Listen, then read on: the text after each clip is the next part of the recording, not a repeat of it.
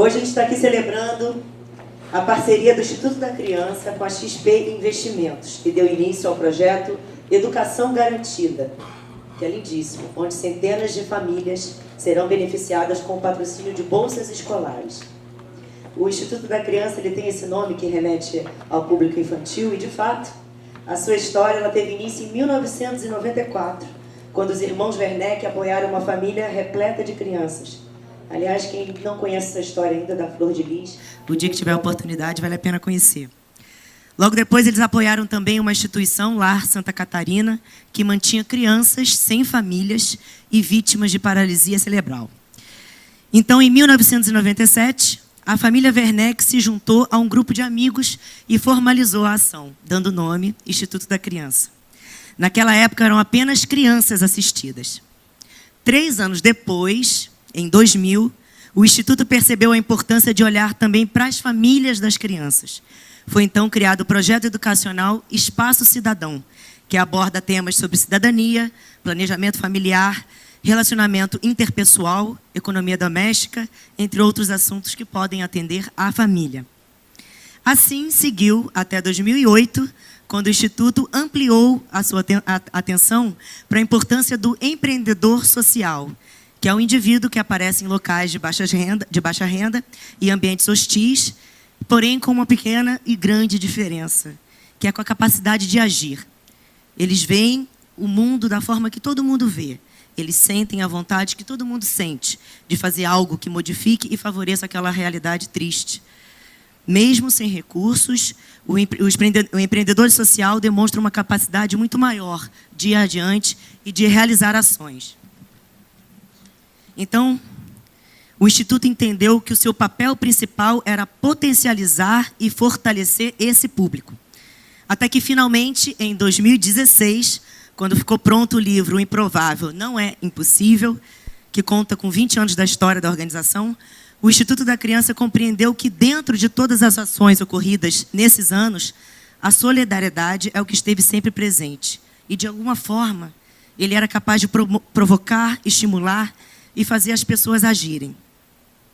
Esse é o eixo que move e sempre moveu a instituição.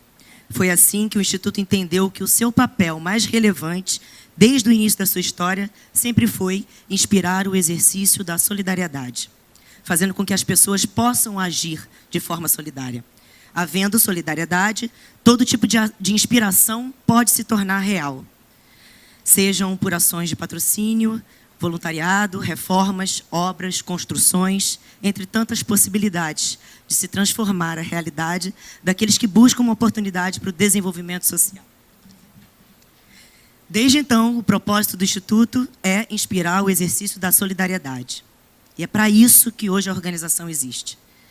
E hoje, para contar essa história, para falar do que vem sendo realizado e o que se pretende fazer adiante, eu convido aqui o cofundador do Instituto da Criança e atual presidente da organização, meu querido amigo Pedro Werneck, com a palestra da Inspiração à Ação.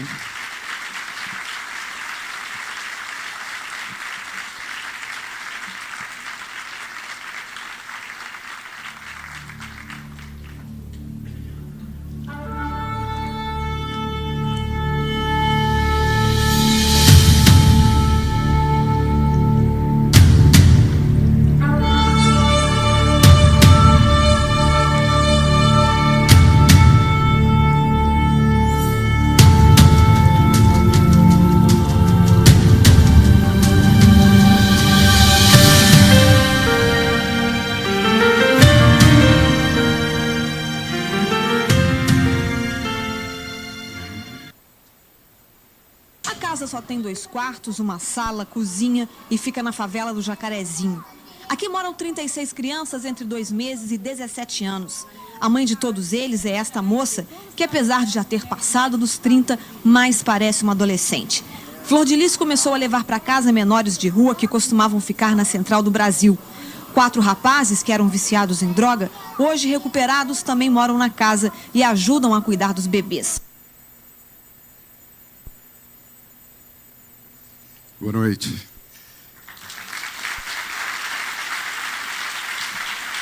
O ano que eu assisti essa reportagem era o ano de 1994, mês de junho.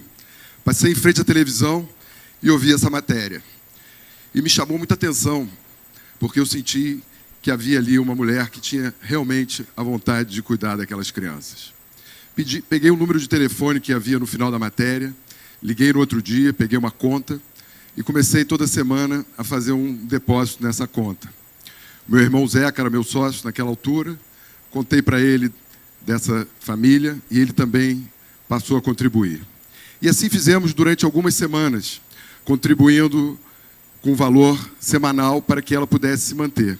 Até que um dia, ao ler o jornal, eu vi uma matéria que dizia: Flor de Lis está fugindo da polícia, mulher desaparece do Jacarezinho. Falei, caramba, com esse nome, só pode ser que eu estou ajudando. Tomei um susto danado e parei de depositar.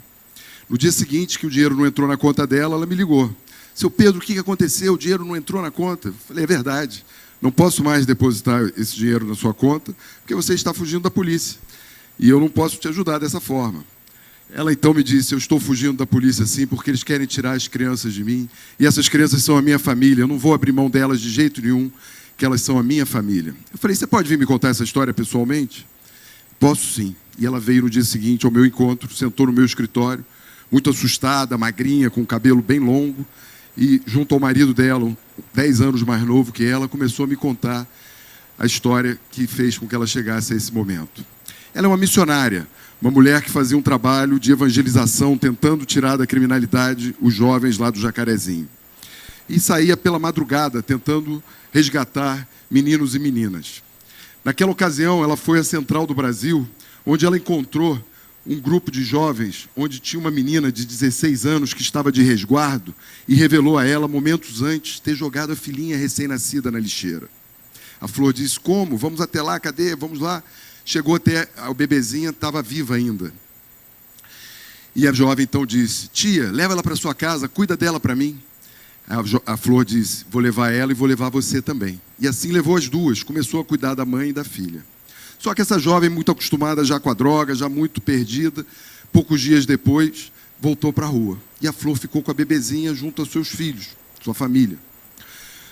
Alguns dias se passaram quando, numa madrugada, essa jovem bate na janela da casa da Flor de Lis, acompanhada de 37 crianças, pedindo pelo amor de Deus para entrar, porque estavam dando tiro neles lá na Central do Brasil. E sem ter o que fazer, Flor de Lis me disse, abri a porta e deixei entrar. Só que entraram também no meu coração. Não consegui mandá-los embora. Começaram a dormir no chão, no banheiro, na cozinha, em todos os espaços da casa. Tinha criança para tudo que é lado. Os vizinhos começaram a me ajudar. Os vizinhos começaram a me dar roupa, dinheiro, material de limpeza, higiene, para que a gente pudesse dar continuidade a essa família. Mas estava muito difícil. E um dos vizinhos conhecia o Betinho da Ação da Cidadania. E o Betinho, então, pediu uma reportagem do RJTV para fazer uma matéria com ela. E essa reportagem, me disse ela, foi muito boa, que algumas pessoas passaram a me ajudar, passaram a me apoiar. Mas trouxe também o olhar do juizado de menores, que mandou fazer uma visita através dos seus assistentes sociais e verificou claramente que a casa não tinha condições de manter aquela família. E ela percebeu que ela ia perder as crianças. E ao perceber isso, naquela noite, ela fugiu, dormiu na rua, junto com aquelas crianças todas. Foi para outra comunidade em Parada de Lucas, onde um traficante que ela conheceu lá passou a dar apoio a ela e emprestou uma casa que não tinha nenhum móvel, não tinha nenhum objeto, a única coisa que tinha era uma geladeira velha e um fogão. E me disse a Flor, seu Pedro, hoje o único dinheiro que eu tenho é esse que o senhor dá para a gente. É com esse dinheiro que nós nos alimentamos, sem esse dinheiro nós não temos como continuar. Eu falei, mas Flor, você não tem como continuar por várias maneiras, porque você não tem condição nenhuma, fugindo da polícia, na casa de um traficante, cheio de crianças, você está totalmente perdida. Eu não sei o que vai acontecer, mas eu não vou desistir, porque essas crianças são meus filhos, são a minha família, e eu vou lutar com eles para sempre. Eu sou a mãe deles, eu sou a mãe Flor. Isso foi muito forte para mim. Quando eu ouvi ela falar que ela era mãe Flor, eu vi que ela de verdade queria viver com eles para sempre. E disse a ela então, fugindo da polícia nós não podemos continuar. Mas se a gente puder tentar regularizar a sua vida diante da justiça e ter uma vida regular, eu posso procurar te apoiar. Mas tem que ser dentro da lei. Ela, claro, é tudo que eu mais quero é fazer dentro da lei. Saí dali, então, procurei os meus irmãos e juntos definimos que a gente estava disposto a alugar uma casa para ela. Procuramos, então, um amigo que o pai dele, o Sérgio Carvalho, era amigo do juiz, o juiz, nosso querido Dr. Ciro Darlan. E, naquela altura, o Dr. Ciro estava muito aborrecido, porque a Flor estava desrespeitando a lei.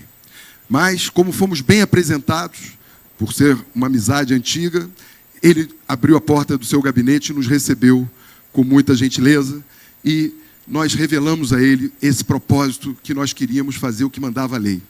Ele disse, então, olha, eu dou 6 meses para vocês fazerem tudo que manda a lei. Depois desse tempo, eu vou tirar elas de volta. Fez uma lista para mim, saí anotando no papel e uma caneta, anotamos tudo que tinha para fazer.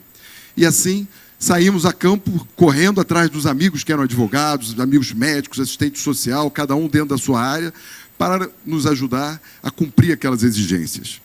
E nos próximos 6 meses, começamos a fazer uma a uma, transformamos a casa numa instituição, conseguimos alugar uma casa que ficava no Rio Comprido, ali na Paulo de Fronten.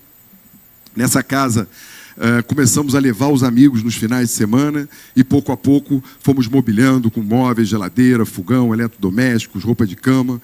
Ao final dos 6 meses, essa visita, eu nunca vou esquecer, o Dr. Ciro chegou na casa acompanhado de um grupo de profissionais que trabalhava com ele e começou a examinar os documentos que estavam em cima da mesa, a caminhar pela casa, e ele sempre recorda que, naquela tarde, ele ficou muito impressionado porque uma das crianças, que tinha 3, 4 anos de idade, parou no colo dele e adormeceu no colo dele. E ele, com a experiência dele, relata que nem sempre, é muito raro acontecer isso, porque normalmente existe muita apreensão, muito medo, e naquela casa havia segurança, havia amor. Tal foi a satisfação do Dr. Ciro, que ao final da visita ele me chamou num canto e me disse, Pedro, eu nunca imaginei que eu fosse encontrar isso assim, dessa forma hoje. E ao ver como vocês conseguiram avançar em tão pouco tempo, eu tenho a dizer que eu deixo de ser hoje um perseguidor e passo a ser um apoiador de vocês. Contem comigo. E aquilo foi maravilhoso, porque de repente a gente entendeu que nós não precisamos parar a nossa vida, não interrompemos as coisas que nós fazíamos, não deixamos de trabalhar, deixamos de ficar com a família, de fazer o nosso esporte, viagem, nada foi interrompido. A nossa vida continuava absolutamente igual e nós havíamos conseguido modificar tanto aquela realidade. Ora, isso foi um sopro de energia, essa percepção, de tal forma que logo em seguida eu comecei com meu irmão Carlos a procurar outros lugares para a gente fazer uma nova instituição, um novo apoio, procurar uma nova instituição. E encontramos, através de uma tia nossa em Petrópolis, uma moça que tinha 25, 26 anos naquela época, Fernanda. Fernanda tinha feito, junto com um amigo, um convênio com a Fundação da Infância e do Adolescente para manter, a Casa da Flor aqui, para manter 36 crianças com paralisia cerebral sem família. Crianças que você tem que dar comida, você tem que dar banho, você tem que dar remédio, tem que fazer tudo por elas. E a Fernanda, muito corajosamente, aceitou esse convênio, mesmo que ele a obrigasse ela a ir a Magé. A casa tinha que ser em Magé, porque ela morava em Petrópolis, ela queria fazer em Petrópolis, mas a FIA só aceitou se fosse em Magé. E ela aceitou a si mesma. Subia e descia a serra todo dia, com muito esforço, e para manter a casa, ela começou a ter que botar o dinheiro pessoal dela, uma vez que o dinheiro da FIA não era suficiente para suprir todas as contas. O tempo foi passando, o dinheiro dela começou a acabar e ela começou a se ver em risco de ter que fechar a instituição. E, nessa altura, ela muito preocupada, ela já estava muito aflita com isso, nós soubemos da história e fomos visitá-la. Ao chegar lá, Fernanda nos preparou na porta do que nós íamos encontrar, para que nós estivéssemos preparados. E, gente, foi uma emoção muito grande entrar na casa e ver aquelas crianças todas acamadas, um cheiro de urina, um cheiro de fezes muito forte, ruídos. Algumas das crianças tinham que ficar presas com as suas mãozinhas porque elas se batiam, se machucavam. Um quadro assim extremamente doloroso de se ver. Nós não conseguimos falar, mas tivemos logo uma certeza muito grande que havíamos encontrado o que nós procurávamos. Um lugar que realmente precisava de apoio. Saímos dali mobilizando os mesmos amigos que já nos apoiavam no Lar Flor de Lis e começamos a apoiar também o Lar Santa Catarina. Algum tempo depois, levamos a casa da Fernanda para Petrópolis. Olha o doutor Ciro aqui. Levamos a casa da Fernanda para Petrópolis. E lá em Petrópolis, nós começamos a visitar frequentemente, levar os amigos, o mesmo procedimento que nós fazíamos aqui no Rio. Nessas visitas, um dia me chamou a atenção uma criança que tinha um comportamento diferente. Ela se movimentava, ela ria, ela brincava, ela pulava. Ela não tinha paralisia cerebral, isso ficou muito claro para mim. Eu perguntei, então, a Fernanda qual era a história daquela menina. Fernanda me disse: Pedro, essa menina tem uma história muito triste.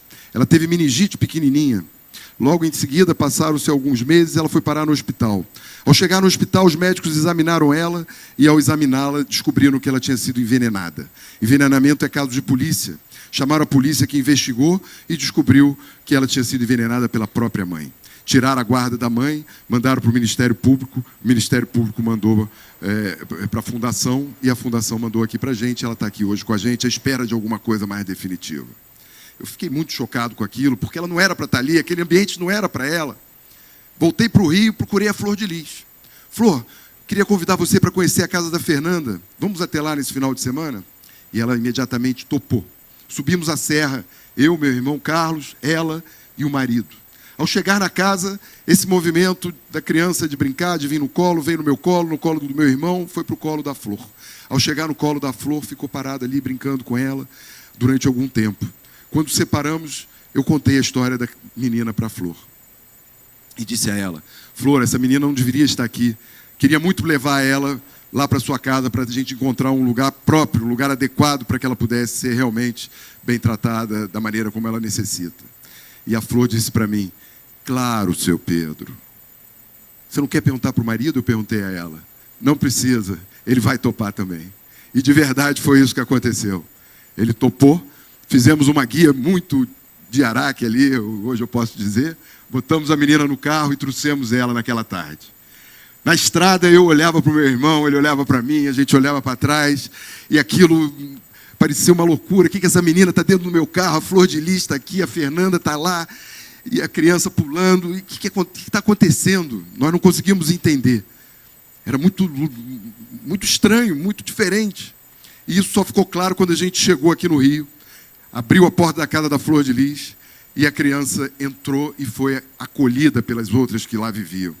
Recebida com alegria, com entusiasmo, da mesma forma como cada uma daquelas foi recebida no dia que chegou lá. E nessa hora, gente, eu tive uma grande revelação. Eu e meu irmão entendemos ali que, sem querer, nós havíamos constituído 3 forças distintas que viviam em locais diferentes, Petrópolis, ali no Rio Comprido, e esse universo nosso, dos nossos amigos, nossos familiares, que essas forças mesmo distintas, mesmo distantes umas das outras, elas tinham em comum uma capacidade muito grande de transformar a realidade. Tornou-se possível mudar a realidade de vidas, fazer com que vidas pudessem viver de uma outra maneira, graças à existência dessas pessoas.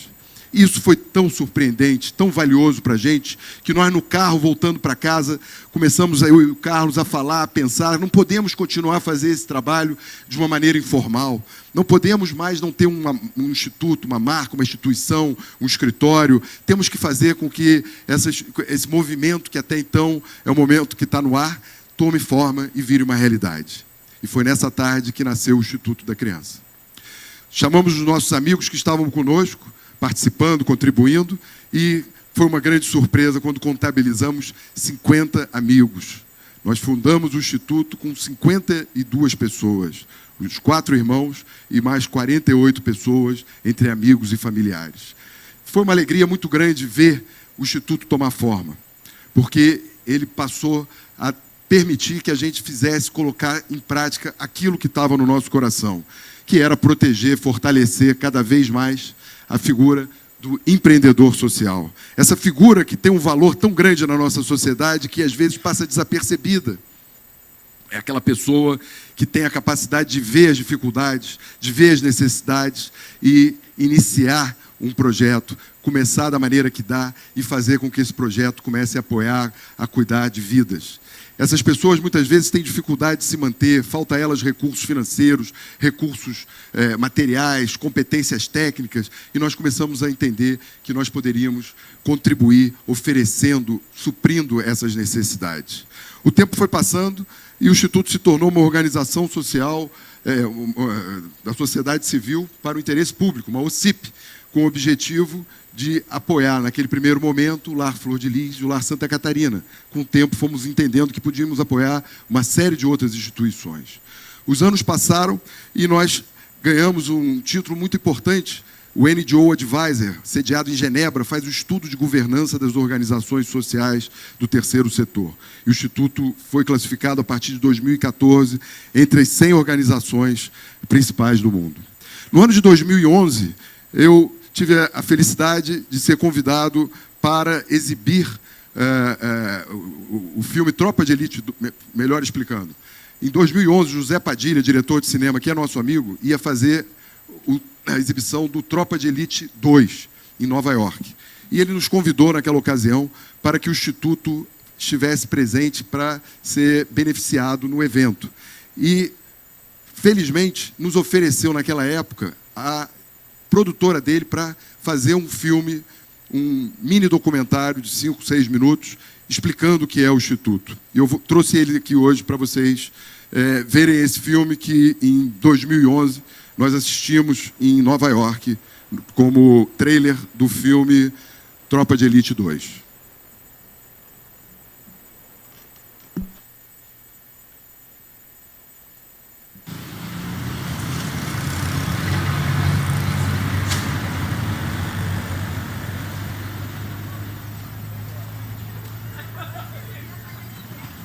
A minha vida não foi uma vida muito fácil. Eu, infelizmente, conheci o outro lado da vida, que é o tráfico. Na comunidade, a gente está acostumado a ver meninos da minha idade ou traficando, ou não fazendo nada para ninguém, ou carregando pedra. Um dia alguém disse para mim que comigo não tinha mais jeito. O pau que nasce torto, morre torto. As coisas podem mudar. Não é porque a gente mora em comunidade que a gente tem que ter a finalidade de ser marginal, de ser menos favorecido que outras pessoas. Dentro das comunidades, existem pessoas que têm a vontade de fazer, têm a intenção de fazer, têm os conhecimentos necessários sobre a quem ajudar, mas falta a elas uma capacidade de gestão, uma capacidade de organização, uma capacidade de captação. A minha motivação veio de ver aqueles garotos querendo uma oportunidade que não era dada para eles. Eu encontrei com o Pedro Werneck, ele falou, olha só, eu vou te ajudar, pode procurar o espaço que eu vou te ajudar a você ajudar essas crianças. O investimento sendo feito em líderes que vivem dentro das comunidades é um investimento mais apropriado e mais seguro, por serem elas pessoas que têm a informação, o conhecimento necessário para avaliar o que é realmente importante para aquele grupo social. Aqui no Vida Real, quando eu cheguei, foi principalmente uma ocupação para mim. Porque até então eu ficava só em casa, da escola para casa, da escola para casa, e não tinha nada para me fazer, a não ser ficar desenhando ou vendo televisão em casa. Eu entrei aqui numa finalidade de tentar ser alguém, e eu consegui. Sou um grafiteiro, designer e professor de informática. Hoje em dia eu trabalho com pintura, faço encomendas de quadros, inclusive já fiz algumas exposições. Se não fosse com as mãos do Instituto da Criança, nada disso hoje teria, né? O Instituto da Criança, ele é a mãe do Instituto Vida Real. O Instituto funciona como uma ponte, trazendo do outro lado da sociedade, junto àquelas pessoas que têm mais recursos, que têm empresas que têm condições e vontade de investir, mas, por sua vez, não sabem aonde fazer esse investimento de uma maneira apurada, de uma maneira que vá atingir ao público que realmente precisa. É nesse momento que o Instituto tem um papel relevante. Nós procuramos aproximar, viabilizar esse encontro entre os que querem fazer e os que precisam que se faça por eles. Eu trabalho como voluntária no Instituto da Criança, fazendo um projeto em redes sociais. É um instituto que produz os números dos resultados, produz fotos, vídeos, tudo isso vai para o site. Então você vê em tempo real assim, o que você está ajudando a construir.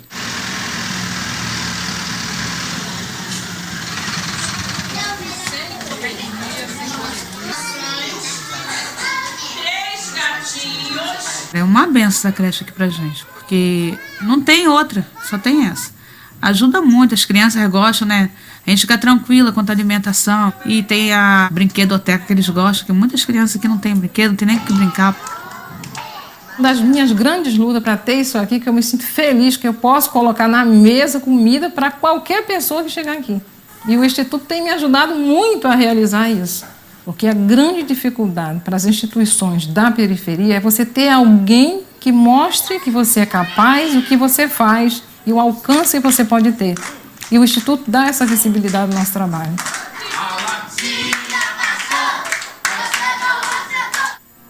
E nós procuramos mostrar para eles que, através da educação, do conhecimento, eles são capazes de mudar suas vidas e mudar a vida da família deles. Eu fico treinando, aí depois eu consigo. Por isso que eu gosto de tocar. O Instituto ainda é uma semente. Ele ainda é muito pequeno diante daquilo que ele pode vir a ser. A cada mês, a cada ano, eu vejo como as pessoas estão mais interessadas em fazer parte do Instituto. E isso é maravilhoso, porque assim a gente pode, de alguma forma, contribuir para uma sociedade um pouco melhor. Não temos como mudar o mundo todo, mas a gente tem como mudar o mundo que está ao nosso entorno.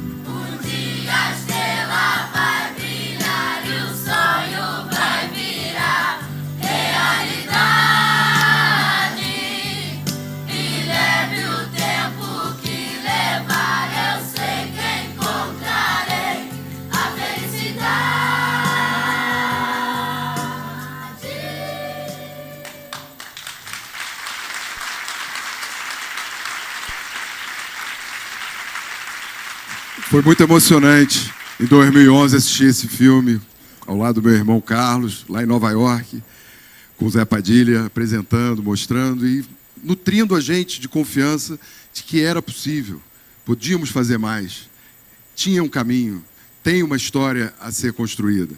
E esse foi mais um degrau importante. Hoje o Instituto tem 3 linhas bem definidas dentro da organização. Um lado dos projetos, são as ações que o Instituto desenvolve, o lado em que o Instituto patrocina, apoia, são as ações propriamente, são bem variadas. Tem as campanhas e tem a área de responsabilidade social corporativa. Para a gente entender de uma maneira mais rápida e clara, eu vou pedir para o Adeilton exibir aqui a retrospectiva com as imagens das ações do ano de 2018. Um vídeo que acabou de ficar pronto. É a primeira vez que nós estamos mostrando ele em público. Acabou de ficar pronto.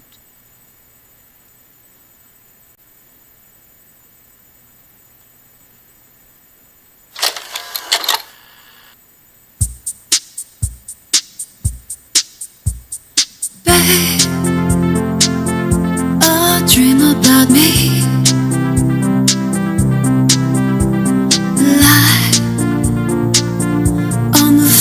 To me, tell me no truth. If it is bad, there's enough in my life to make me so sad. Just dream about color fills our lives.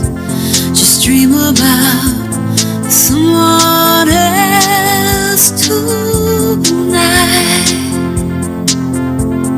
Babe, oh, dream about me on the phone, talking quietly.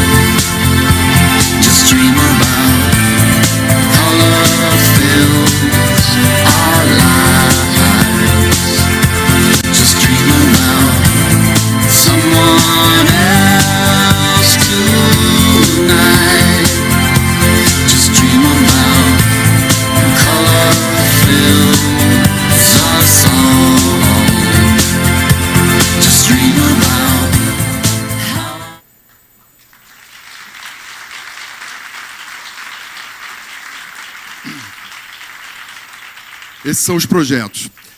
Como toda instituição, nós temos um grande desafio, que é a nossa sobrevivência, que é conseguir manter as nossas contas. Esse é um grande desafio, é desafio para as empresas que têm produtos mensuráveis, palpáveis, tangíveis. Imaginem vocês uma instituição de responsabilidade social que promove a inspiração da solidariedade. Nós precisamos ser muito criativos e, por conta disso, criamos uma série de campanhas. Você vai botar aí, Adeildo? Uma série de campanhas nesses anos, cada uma delas com uma característica.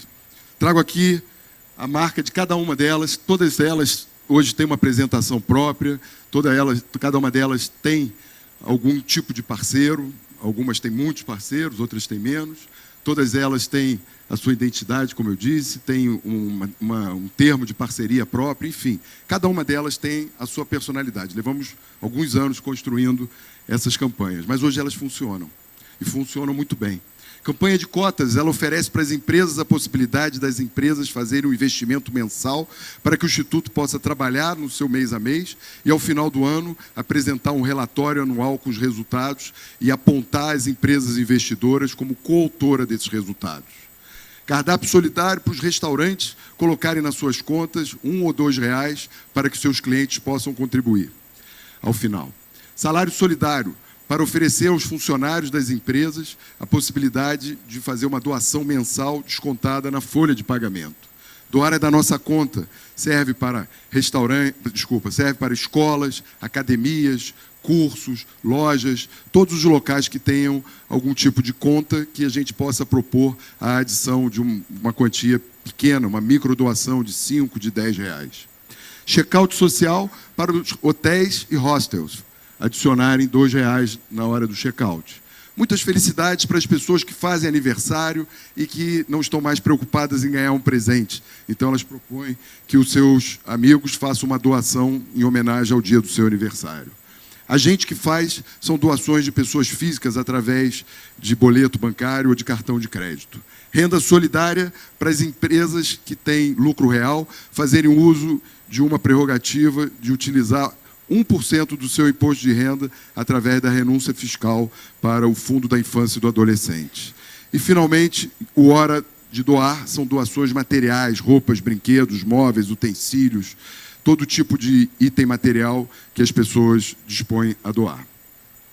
O Instituto, em 2010, começou a perceber que as empresas cada vez mais necessitavam de um apoio, de uma orientação para poder exercer a responsabilidade social corporativa. Elas não conseguiam fazer isso sozinhas, não conseguem até hoje, porque de fato é difícil. Sai do dia a dia delas, é um outro ambiente, é uma outra realidade. Nós começamos, então, a perceber que nós poderíamos oferecer uma assessoria, uma consultoria, um serviço para essas empresas, de modo que nós facilitássemos a execução de ações sociais com os funcionários da empresa, através do voluntariado ou através do investimento social privado, quando a empresa tem um recurso e ela investe através do Instituto para fazer uma obra, para fazer uma reforma, para fazer aquisição de bens ou qualquer outro tipo de atividade que traga um resultado social. E ajudamos as empresas a fazer relacionamento com as comunidades no entorno das suas sedes. Às vezes isso é necessário também. Isso hoje funciona muito bem. Nós estamos já desde 2010, 2011 fazendo e já atendemos mais de 50 empresas nesses anos, temos bons resultados alcançados e, felizmente, vemos que é um processo crescente. No primeiro momento, apenas as grandes empresas faziam uso disso. Nós já vemos hoje empresas um pouco menores fazendo e acreditamos que, com o passar do tempo, esse efeito vai se refletir em toda a cadeia produtiva. Vai chegar um momento em que a empresa que não estiver atuando na responsabilidade social, ela vai ficar para trás, ela vai ficar à margem da sociedade. E nós estamos nos preparando cada vez mais para dar esse tipo de assistência. Fazendo com que as pessoas e as empresas adquiram o que nós chamamos de cultura solidária. Fazer com que as pessoas tenham um ambiente solidário. Havendo solidariedade, as pessoas se sentem muito melhor, as pessoas se sentem mais criativas, as pessoas se sentem mais próximas umas das outras, e esse ambiente favorável nos permite ser muito mais criativos, favorecendo a inovação, favorecendo o bom relacionamento entre as empresas. Nós acreditamos que a cultura solidária ela ainda é muito embrionária no nosso país. Vemos isso como uma grande perspectiva de crescimento, porque a solidariedade, no meu entendimento, é uma evolução da espécie. Quanto mais a gente consegue entender a importância da solidariedade, melhor é a sociedade que a gente vive. A sociedade sendo melhor, é melhor para todos que fazem parte dela. Não só a nossa geração presente, mas as gerações que virão no futuro.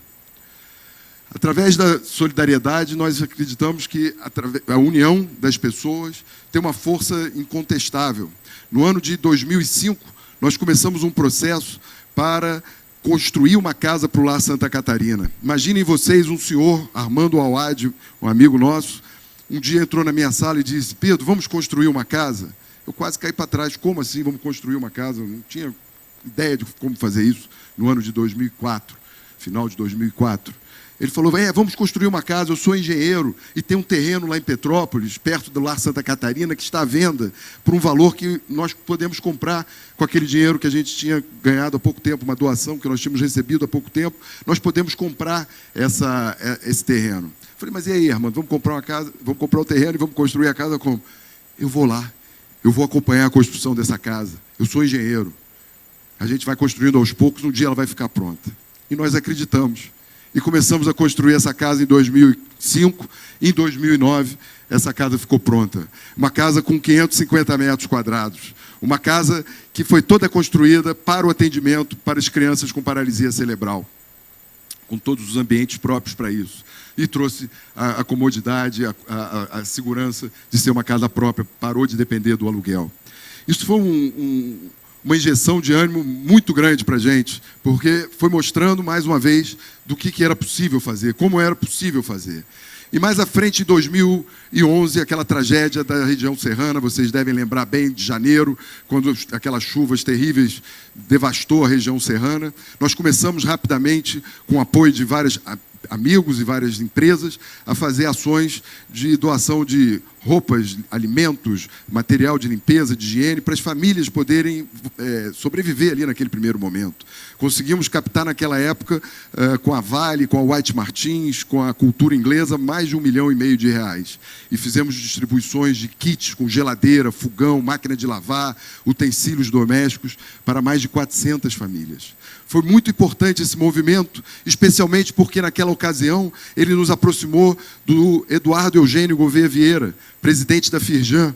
Eduardo tem casa lá na Serra, lá em Itaipava, e ele estava muito angustiado, muito chateado com tudo que estava acontecendo, por conta da relação que ele tinha com aquela região, a vida inteira frequentando. Ele estava muito mobilizado a fazer alguma coisa. Mas é muito difícil, a gente sabe, as pessoas fazerem as coisas sozinhos. Naquela altura, ele, através do filho dele, teve conhecimento desse movimento que o Instituto da Criança vinha fazendo de distribuição dos kits e pediu para marcar uma conversa comigo. E nessa conversa, então, ele me revelou: eu tenho 4 famílias que eu conheço, que estão dispostos a doar terreno para o Instituto da Criança, para que nós possamos, nesse terreno, construir casa. E nós topamos esse grande desafio. Recebemos esse terreno de 50 mil metros e começamos um processo de captação de recursos com o apoio permanente do Eduardo, trazendo empresas como a Clabinha, a Coca-Cola, a Gerdau, o Instituto Brasileiro de Petróleo, a XP Investimento e outras tantas empresas que investiram no Instituto da Criança para que, com esses recursos, nós pudéssemos contratar a CMN do Luiz Carlos Nolasco e construir 24 casas. Eu trouxe aqui umas imagens dessas casas para vocês. Por favor, Adeilton.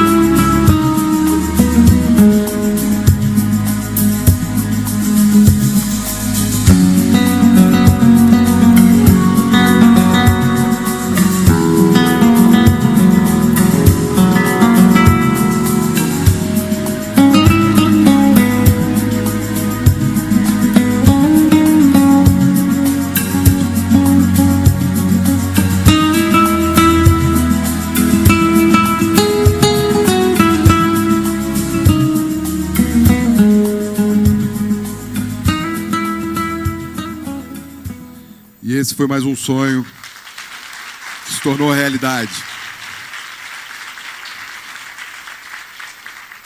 E o incrível é que, naquela época, nós descobrimos que o governo de Estado tinha recebido da iniciativa privada casas pré-moldadas que algumas empresas do setor da construção civil haviam doado. E até aquele momento, já era 2013, quando ficou pronto em maio essas casas, até aquele momento ainda não tinham encontrado um terreno para colocar essas casas. Nós começamos então uma negociação com o governo de Estado e, utilizando bons relacionamentos, que felizmente o Instituto da Criança sempre manteve, nós conseguimos trazer o governo de Estado para colocar dentro desse nosso terreno mais 50 casas. Hoje temos 74 casas com 74 famílias, cerca de 300 pessoas vivendo dentro desse condomínio. E hoje continuamos olhando para esse condomínio, procurando criar melhorias, auxiliando eles a fazer com que o condomínio se mantenha organizado, estruturado. Trouxemos uma empresa chamada Adjuve, um grande parceiro que temos lá na região, que trata dessa parte de condominial, ensinando como são as regras, o que pode, o que não pode. Temos uma série de projetos de reflorestamento, de construção de espaços recreativos, esportivos. Temos uma porção de planos, uma porção de ideias para que essas pessoas possam permanecer vivendo dessa forma digna. Levar dignidade para a vida das pessoas tem um grande sabor. E esse projeto trouxe essa experiência para a gente, resgatar a vida das pessoas e dar a elas dignidade novamente. Todos os anos, como eu mencionei rapidamente, o Instituto faz um balanço das suas ações. Estamos terminando o de 2017, está na reta final, até o final do mês, começo de maio, mais tardar, teremos ele completamente pronto, onde nós apontamos os resultados das atividades exercidas no ano e, volto a dizer, mencionamos as empresas que investiram mensalmente, cotas mensais, damos a elas o título de coautoria. É uma forma das empresas resolverem uma questão muito importante, participar da responsabilidade social sem precisar ter uma área específica para isso, sem precisar estar tratando disso no dia a dia. O improvável não é impossível. Aqui, provavelmente, a maioria de vocês, que grande parte aqui, está sempre junto comigo, já me ouviu falando isso, né? Isso é muito algo que eu acredito muito. O improvável não é impossível. E realmente, vocês lembram daquele bebezinho que eu disse que estava na lixeira há 23 anos atrás? É a Rayane. Hoje é uma mulher casada, trabalha, feliz, alegre, canta. É uma menina doce, querida, que tem uma vida linda. Mudou muito a vida dela desde aquela época. Mudou também a vida da Flor. Aconteceram coisas muito surpreendentes, sem que nós pudéssemos imaginar, apenas usando a rede, usando a articulação, usando o conhecimento e as qualidades que cada pessoa à nossa volta tem. Imaginem vocês que no ano de 2007, eu estava almoçando um dia lá na Casa da Flor, lá no Rio, 1997. 1997. Eu estava almoçando quando um dos meninos me disse: tio, já viu a mãe cantando? Eu falei: a mãe cantando? Como assim? A mãe cuida de criança, cozinha, lava roupa, missionária, ainda canta? Como assim? Não é possível. Botou a fita, saiu a vozinha da Flor de Lis, uma voz linda, eu fiquei encantado com aquilo. Falei: posso levar essa fita? Levei para mim e fiquei ouvindo no carro aquela tarde, voltando para casa. Imaginem vocês que eu fui a uma festa naquela noite. E naquela noite eu encontrei o meu amigo Júnior Aguiar, produtor de música, produtor musical. Contei para ele: você imagina que aquela mulher, a Flor de Lis, além de cuidar das crianças, ela canta também? Pô, canta também, eu quero ouvir, me mostra, vamos ouvir. Combinamos de mostrar outro dia a fita para ele. E ele adorou. E me disse: Pedro, por que a gente não grava um CD com a Flor de Lis? Falei: pô, Júnior, CD é um negócio complicado, né, cara? Em 97, isso é caro, é difícil. Não, deixa comigo, eu sou amigo de um cara que tem um estúdio, a gente só não pode ter pressa, vai usando ali na hora que dá. Eu conheço o cara que toca com o Djavan, com o Ed Mota, com o Gilberto Gil. Pô, tem o outro da Marina Lima ainda cantava, e a gente consegue fazer isso. Vamos fazer, bora fazer. Ficamos um ano gravando o CD até ele tomar forma.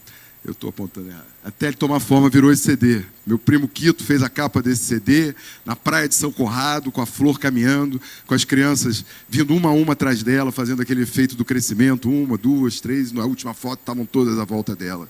Nunca vou esquecer disso. Esse disco, a Flor começou a vender na igreja, começou a ganhar um dinheiro com isso, começou a ter uma nova história com isso. O tempo foi passando. Um dia eu conheci a irmã da Xuxa, a Solange Meneghel. E conversando com ela, contei a história da Flor, aquela cantora que tinha uma voz muito bonita, que tinha um CD. Ela, Pedro, eu quero ver esse CD.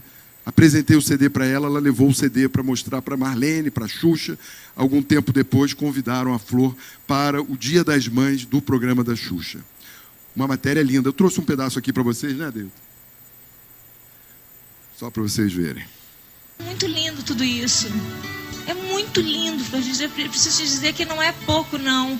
Eu acho que você deve, não vou tirar o eu acho, você deve passar a tua história, não só como você já passou através de manchetes e televisão de vez em quando, você deve passar absolutamente tudo, que a gente às vezes se preocupa e acha que a gente tem um problema, muita gente desiste da própria vida ou de alguns problemas que aparecem na vida, que a gente cresce de uma maneira, né, sei lá, você tem 40 pessoas que dependem de você, não é uma, e não é só de você como dinheiro e tudo mais, o teu amor, você é filha biológica, a tua palavra, como ele falou, uma palavra para mudar, sabe? E isso tem que passar para as pessoas, porque a gente realmente esquece, não é quer dizer que a gente não tenha nascido com isso, só que a gente perde realmente, a gente esquece, você tem que lembrar a gente. É porque as pessoas vivem sempre muito ocupadas, numa correria sem fim. Hoje, né, eu olho para as famílias, pai, mãe, que precisam trabalhar. É isso, né? É uma grande verdade. A gente vive muito ocupado e acaba não tendo tempo, muitas vezes, para fazer aquilo que realmente importa. Essa reportagem foi interessante, que no dia seguinte eu recebi uma ligação. Marco Antônio Ferraz se apresentou no telefone, eu atendi, e ele me disse: Pedro, você não me conhece, mas eu vi essa matéria ontem do programa da Xuxa, da Flor de Lis, e eu fiquei muito sensibilizado. Eu sou uma pessoa que tem uma origem humilde, eu vim do interior, e aqui no Rio eu progredi trabalhando com a moda, como produtor de moda. Eu avancei um pouco na vida, hoje eu tenho boas relações nesse setor da moda, conheço as modelos mais famosas do Brasil, a Ana Hickman, a Raquel Zirman, a Isabeli Fontana e tantas outras, e nós tínhamos vontade de fazer um calendário beneficente. Só que nunca soube muito bem para quem fazer, com quem fazer, porque a gente sempre fica na dúvida. E, poxa, vendo essa mulher, eu quero fazer para ela. Podemos conversar? Claro. Veio ao meu encontro, apresentei-lhe a Flor, ficamos amigos, fez o calendário ficou maravilhoso. Fizemos um evento no Fashion Mall, vendeu o calendário, rendeu alguma coisa economicamente, mas mais do que o dinheiro, rendeu uma amizade. O Marco Antônio passou a criar um vínculo com a família, com a Flor, frequentando a casa, visitando ali toda semana, indo à igreja, e foi criando ali uma relação. Os anos passaram, começo dos anos 2000, nós mudamos a casa para Jacarepaguá. E o Marco Antônio se tornou personal stylist de atrizes da Globo. Começou a vestir Aline Moraes, Bruna Marquezine, Isabel Filardes e algumas outras, Fernanda Lima. E por conta disso, ele, ao ir no Projac, ele começou a falar para as meninas: vocês não querem conhecer a Flor de Lis, uma mulher incrível que mora aqui perto, 40 filhos. Naquela época ela tinha 40 e poucos. Hoje já tem 55, não contei. E aí, essas visitas foi gerando uma relação, foi gerando uma proximidade. E um dia, alguém teve a ideia de fazer um filmezinho. Um filme que seria de 10 minutos, mostrando alguns depoimentos de pessoas relacionadas à vida da Flor, só que representado pelos artistas. Assim, ia ter um peso, aquele material depois para ser vendido na igreja, ia ter um valor. E começamos, então, esse processo da maneira mais modesta que vocês puderem imaginar, sem nenhum recurso, sem nenhum planejamento, sem nenhuma condição, fazendo do jeito que dava. Só que, gente, o improvável aconteceu. Os artistas começaram a falar para um, para outro, para outro, para outro. O negócio foi crescendo e olha quem entrou no filme. Gianni Kini, Letícia Sabaté, uma imagem aí também, né, Deilton? Aline Moraes, Sabatella, Fernanda Gospel Lima. Produções e Máfia Entretenimento apresentam Flor de Lis. O que mais eu escutava na minha vida é que eu era um caso perdido. Desses que nada nem ninguém, nem milagre nenhum daria jeito. Pode não vou pra casa da minha mãe, não! Desgraçado! Desce, menino, pra lá! Desce, menino, pra lá! Seja qual for o teu problema, amigo. Eu nasci com o vírus da AIDS. Os meus irmãos também. É estranho o destino ter me escolhido. Eu vou ser mãe. Uma excelente mãe. E vou cuidar dos meus filhos como a minha mãe Flor cuidou de mim e dos meus irmãos. Com o mais importante, todo o amor do mundo. Quando tudo diz que não, sua voz me encoraja a prosseguir. Quando tudo diz que não, ou parece que o mar não vai se abrir, eu sei que não estou só, eu sei que não estou só. E o que dizem sobre mim não pode se frustrar.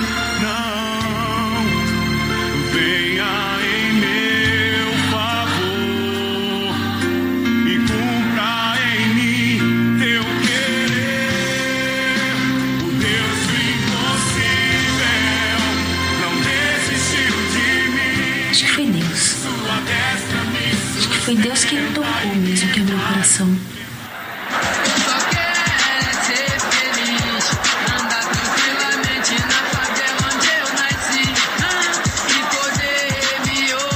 DJ, parou o baile. Meu namorado, levaram ele.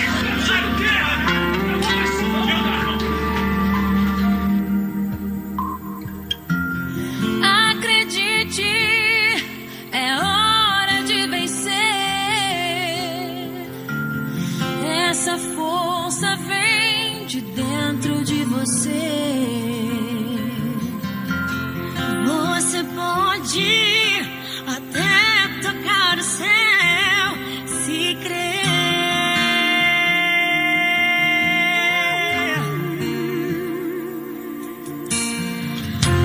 Acredite que nenhum de nós já nasceu com jeito pra super-herói. Flor de Lis. 9 de outubro nos cinemas. Acreditem, esse filme foi lançado no Festival do Rio de 2009, com todos os nossos amigos presentes. Um dia inesquecível, né, doutor Cera? Mais uma vez. Um dia em que fazem todos os outros dias valerem a pena os esforços. E esse filme entrou em 52 salas de cinema, em 7 capitais, e fez com que, algumas semanas depois que o filme estivesse acontecendo, a Flor recebeu na igreja a visita da dona da gravadora MK, a senhora Evelise de Oliveira. E a Evelise pediu o microfone e, em público, convidou a Flor para se tornar a nova cantora da gravadora. E a Flor aceitou e começou um trabalho de preparação, fazendo aulas de canto, de fono, tratamento disso, daquilo, e Marco Antônio arrumando o cabelo, dente, maquiagem, até que alguns meses depois lançou o CD da Flor de Lis. Esse disco entrou nas rádios, virou a primeira música da Rádio 93, ganhou um disco de ouro. E, logo em seguida, a editora Thomas Nelson procurou a Flor com o propósito de fazer um livro na primeira pessoa. Contratamos uma ghost que ouviu a história e escreveu o livro contando toda essa trajetória da Flor, num livro que foi lançado em 2010. A gravadora, muito contente com esses resultados, fez um outro CD. Esse CD aqui aparece 40 mil, mas já tem mais de 100 mil hoje em dia. É um disco que já tem disco de platina. E, diante de toda essa evolução, a gravadora fez um disco com uma orquestra, com todos os instrumentos que vocês puderem imaginar. Deu origem, então, a um clipe. E esse clipe hoje já está com 38 milhões de views. É o clipe da A Volta por Cima. Depois foi feito um DVD, que virou mais um disco, e já tem outro disco hoje. Então, muitas coisas aconteceram. A Flor hoje canta para multidões, viaja pelo Brasil, viaja pelo exterior, sempre cantando, sempre levando a palavra dela. Tem 55 filhos, tem o Instituto Flor de Lis, vive com a família super unida, eles trabalham juntos, vivem juntos, moram juntos. A casa dela tem outras casas junto do terreno, vive todo mundo em uma grande comunidade. Isso tudo trouxe para a gente uma nova visão, né? Essa vivência toda, eu posso dizer que eu passei a enxergar as coisas de uma forma diferente de como eu enxergava anos atrás.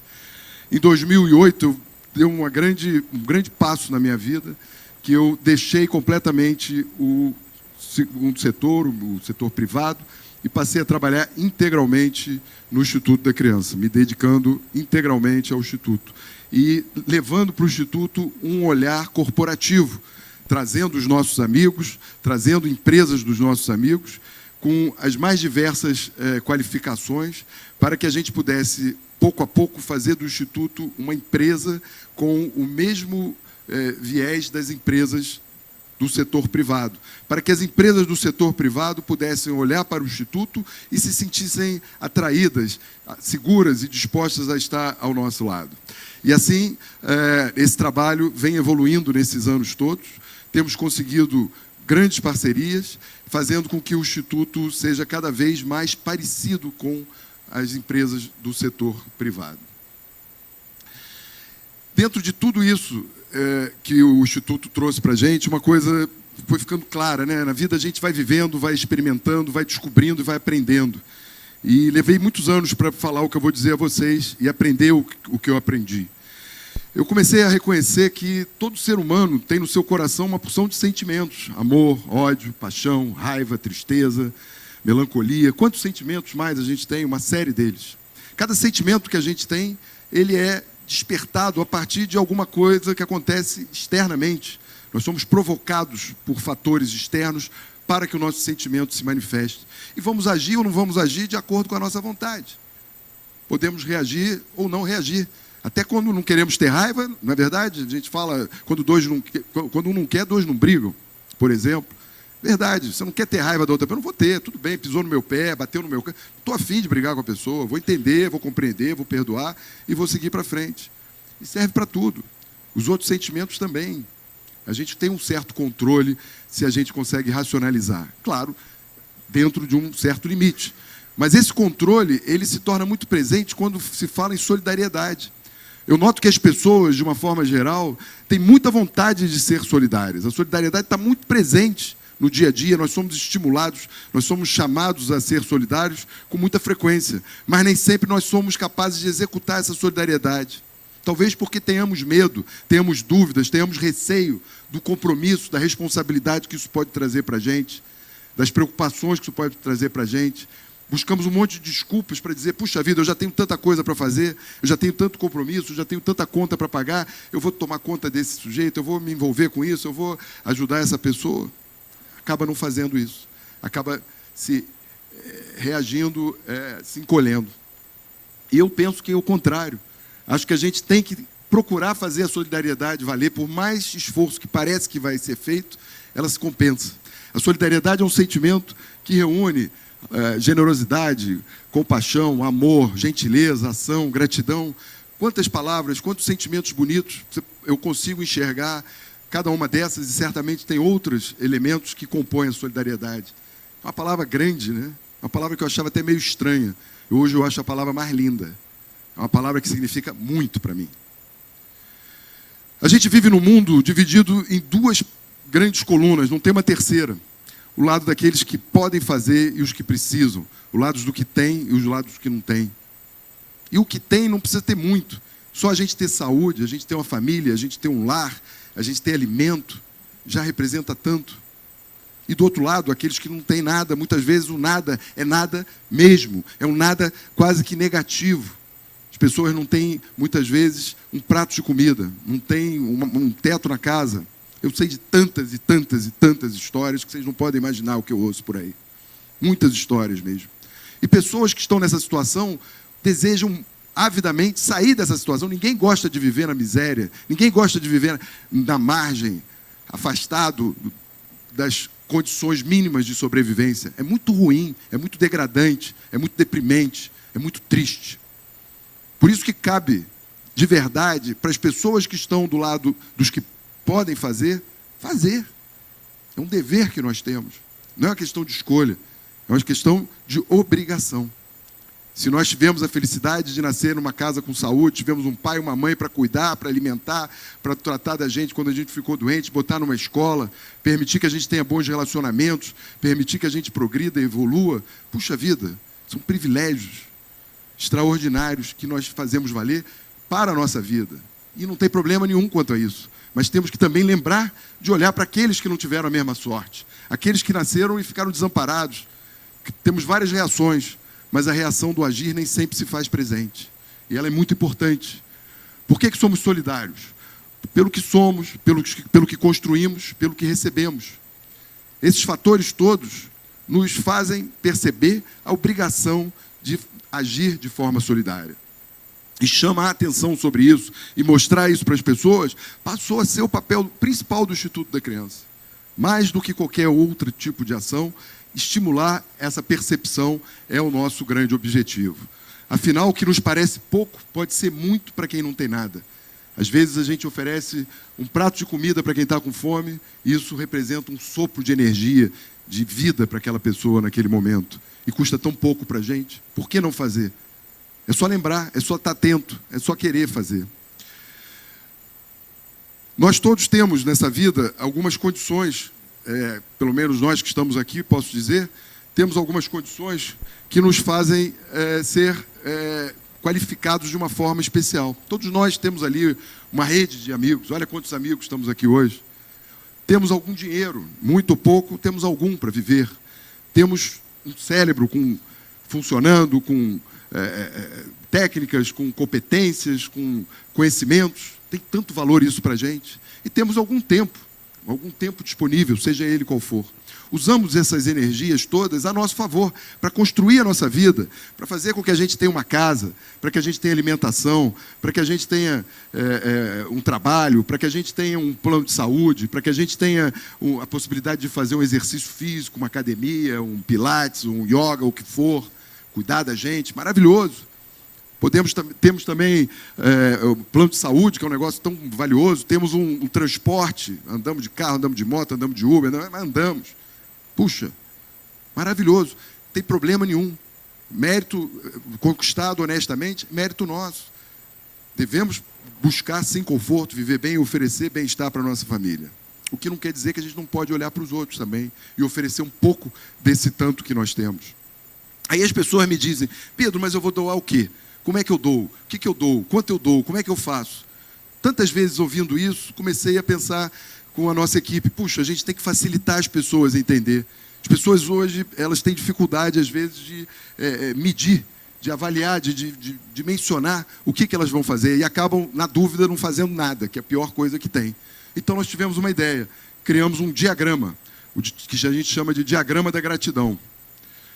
O diagrama da gratidão é muito simples. É imaginar que um mês tem 30 dias, a coluna lá de cima.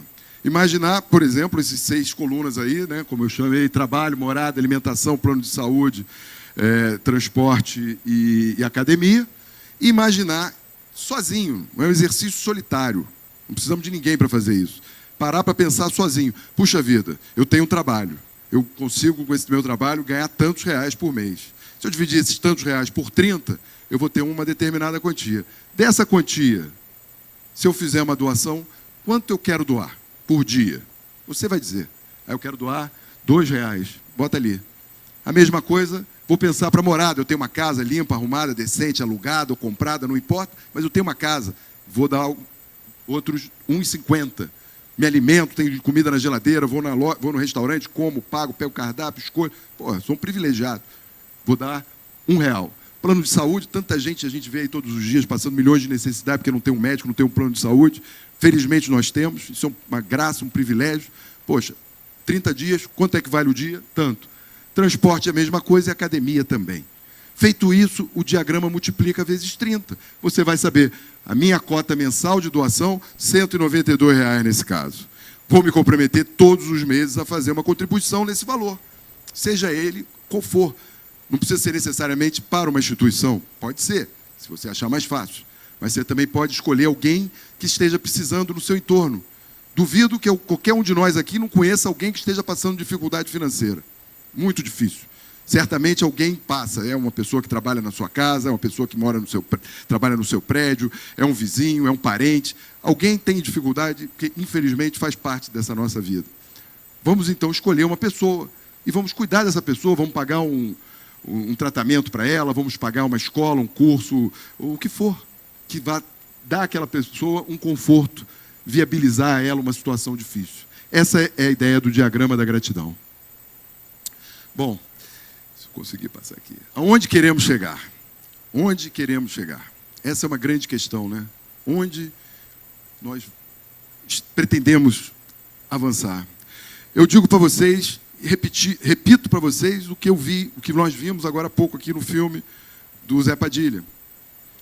Eu acho que, olhando para trás, a gente vê muita história, a gente vê muita realização, a gente vê muitos acontecimentos. Mas quando eu olho para frente, eu não consigo olhar para trás e não enxergar ainda o embrião. Eu acho que a gente tem muito mais para fazer. Acho que a gente tem muito mais condições para fazer. Sobretudo na medida em que a gente consegue reunir pessoas, unir pessoas num propósito comum para promover o desenvolvimento social, promover a vida humana, promover a solidariedade, promover melhores condições. Quanto mais organizados, estruturados nós estivermos, maior será a nossa capacidade de atuação. Hoje, o Instituto da Criança se prepara para cada vez mais poder oferecer às pessoas soluções para o desenvolvimento de ações sociais. Esse é o nosso grande propósito. Construindo cada vez mais na cabeça dos empresários uma visão social e levando cada vez mais para os empreendedores uma visão empresarial. Esse é o mundo ideal.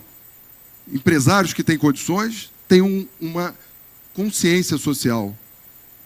Empreendedores sociais que estão à frente de projetos sociais têm uma capacidade de realização empresarial. Fortalecer esses dois núcleos da nossa sociedade, dando a esses dois públicos condições para que eles possam cada vez mais serem atuantes, é um grande desafio que nós procuramos exercer. Eita, ô mãozinha. Bom, muitas vezes a gente fica buscando a nossa felicidade, acreditando que a nossa felicidade está muito no que nós possuímos, no que nós temos, no que nós adquirimos, que vamos comprar, que nós vamos ter. E esse trabalho no Instituto trouxe para mim uma percepção muito clara, que a nossa grande riqueza, o nosso grande valor, não está naquilo que a gente acumula, naquilo que a gente possui. Está muito mais naquilo que a gente oferece. Quanto mais nós percebemos que nós servimos para ser útil na vida de outras pessoas, maior é a percepção de valor que nós temos dentro da nossa própria existência, porque a nossa vida passa a ter um sentido maior do que viver tão somente para nossa família, para o nosso mundo. Fazer com que outras vidas possam respirar melhor, traz para a gente a convicção de que a nossa vida está valendo a pena. Nós somos indivíduos que buscam a utilidade. O ser humano gosta de ser útil. Nós gostamos de ter utilidade. É da natureza humana. E buscar, encontrar meios para servir aos outros, para favorecer aos outros, faz com que a nossa vida seja uma vida cada vez mais interessante, mais valiosa, mais rica em qualidade de vida. Ai, meu Deus. Essa é uma descoberta que a gente tem no Instituto, que eu vou dizer a vocês que há 20 anos atrás eu não acreditava tanto no ser humano quanto eu acredito hoje. Eu olhava para o ser humano e via o ser humano como de uma maneira muito mais feia, muito mais. Eu não acreditava no amor do ser humano como eu acredito hoje. Eu não acreditava que existiam pessoas genuinamente capazes de cuidar dos outros, como eu conheço hoje inúmeros empreendedores sociais, aqui nessa sala tem presente pessoas que têm essa natureza, que passam a vida se dedicando, oferecendo, trabalhando no dia a dia para cuidar de crianças, de adolescentes, de idosos, de pessoas doentes, acamadas, enfim. Tem tanta gente boa nesse mundo, tem tanta gente também que tem condições, que não são empreendedores sociais, mas que estão preocupados e estão sempre nos procurando, oferecendo coisas, fazendo doações, oferecendo seu tempo. Isso é tão magnífico, tão valioso, tão extraordinário, que eu tenho que compartilhar com vocês essa descoberta. Eu acredito que existe muito mais amor nesse mundo do que a gente pressupõe. E fazer com que esse amor permaneça e se multiplique é um grande desafio que nós temos no Instituto da Criança e queremos cada vez mais contar com cada um de vocês para que esse sonho se torne cada vez mais real, mais factível. Muito obrigado a todos pela atenção.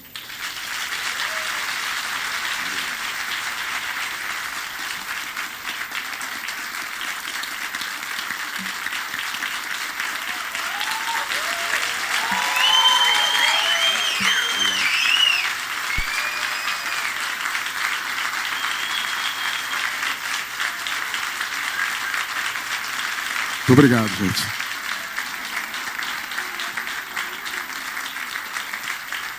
Gabriela está me pedindo para falar aqui um negócio. Oi, gente.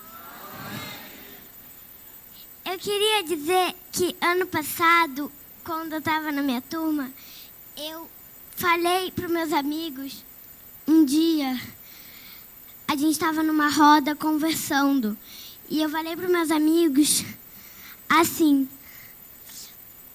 gente, o meu pai tem um trabalho que ele doa as coisas para as crianças, para ajudar as crianças a sobreviver.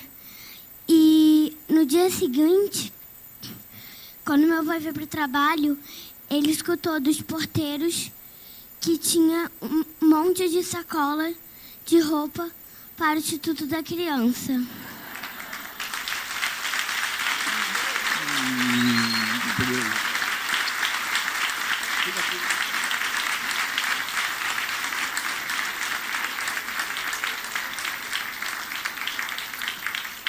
É possível, né, gente?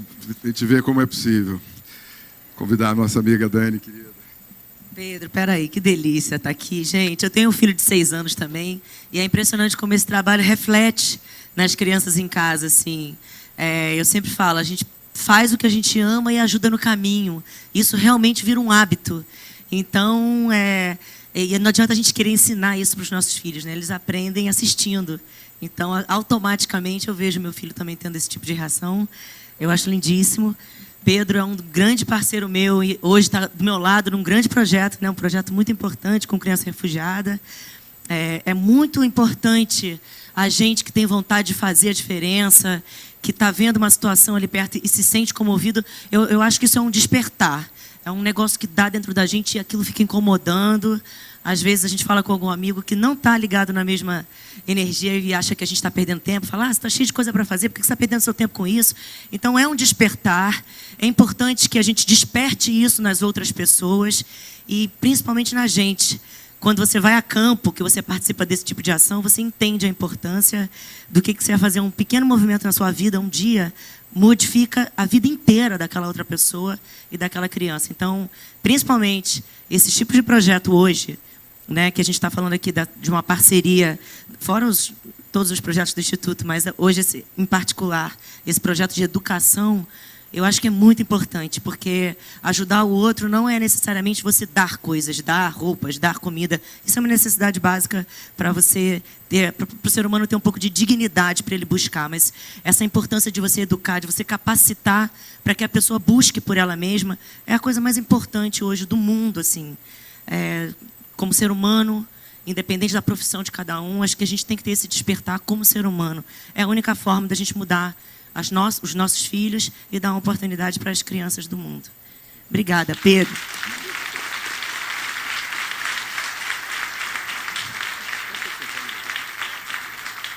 Crianças brasileiras devem ser matriculadas na educação básica pelos pais e responsáveis a partir dos 4 anos de idade, segundo a lei. Pensando nisso, com o objetivo de proporcionar desenvolvimento educacional de qualidade para a nossa sociedade, a XP Investimentos, em parceria com o Instituto da Criança, criou o projeto Educação Garantida. A ação, que conta com o patrocínio de empresa e desenvolvimento do Instituto da Criança, visa beneficiar crianças cujos pais têm dificuldades financeiras, evitando a evasão escolar e oferecendo bolsas de estudos integrais na rede de ensino particular. Acreditamos que a democratização da educação é um direito de toda a nação brasileira. Eu convido, então, para subir ao palco, Rodolfo Bastos, sócio responsável pelo XP no Rio de Janeiro.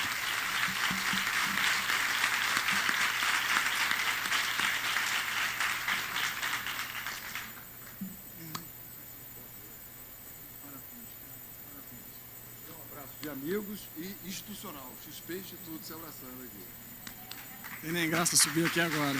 Parabéns. Parabéns. Na verdade, não tem a menor graça estar aqui agora, depois de uma apresentação tão linda como essa. Mas eu conheço o Pedro, conheço o Instituto já há algum tempo, eu acompanho eles de perto. E estar hoje aqui representando a XP, vendo a XP participar de um projeto tão bonito, de uma iniciativa tão nobre, é uma honra, é uma satisfação que não tem preço. Obrigado. Mas na verdade, até acho que é bacana dividir um pouco por que a XP está aqui, por que a gente está colaborando com esse projeto. De forma independente, a gente já contribuía, cada um da sua forma, cada um com o seu caminho. E um belo dia a gente resolveu, como instituição, ajudar e criar algo social de impacto. A gente sentou, definiu que tínhamos 2 estratégias. Ou a gente montava uma área própria, ou a gente montava uma parceria com alguém que já está nessa estrada há algum tempo.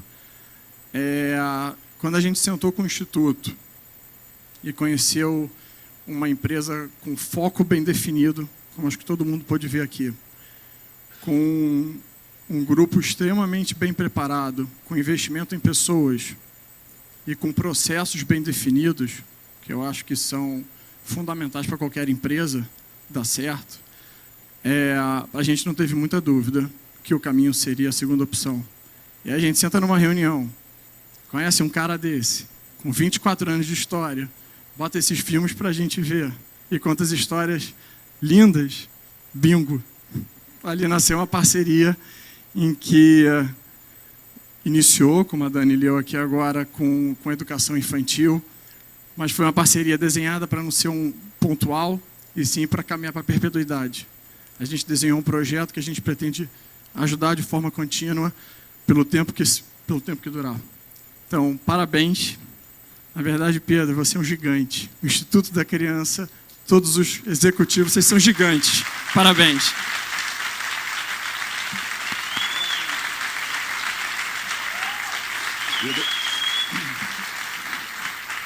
Eu digo sempre que eu tenho um grande privilégio, começar pela minha família. Eu tenho uma família extraordinária, minha mãe, que hoje está aqui conosco, para mim está sendo muito especial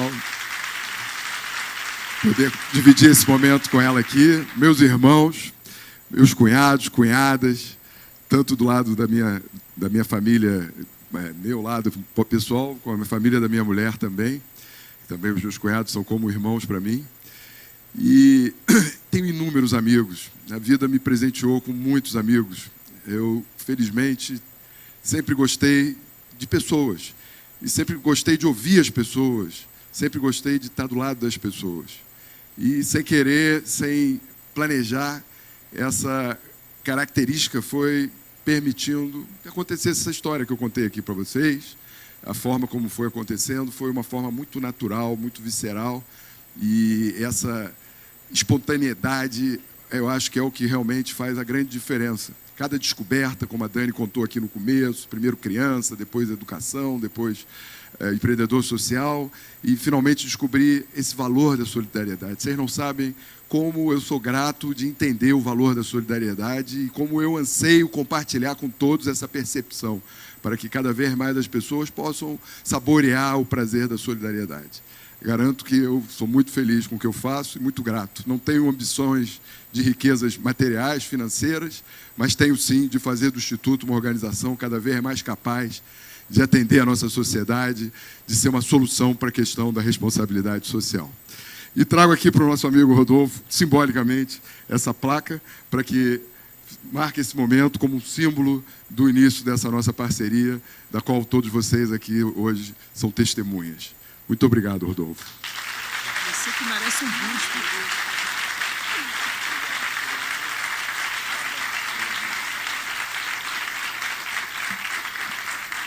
E só para encerrar, meus amigos, eu queria dizer para vocês o seguinte: hoje, nós estamos aqui nessa sala, cadeiras, luz, tela, pessoas. Estamos na Gávea, estamos no Jockey, estamos no Teatro XP. Todos nós sabemos disso, não é verdade? Ora, é preciso também, isso quer dizer que nós temos uma consciência de onde nós estamos, uma consciência corporal, uma consciência física. O que eu quero dizer é que é muito importante também que tenhamos capacidade de perceber, dentro do mundo em que vivemos, dentro da sociedade em que estamos, que participamos, ter a consciência daquilo que a vida nos ofereceu, nos permitiu ter, nos permitiu construir, nos permitiu fazer, para estarmos aqui hoje. Compreender os valores que isso tudo representa tem um significado muito grande, porque quanto mais nós reconhecermos o valor que nós temos, maior é a nossa capacidade de realização. Convido vocês a essa reflexão. E deixo a todos aqui o meu abraço. Vou sair aqui por trás, que eu tenho que fechar aqui um negócio aqui atrás com o meu amigo, e encontro vocês lá na frente.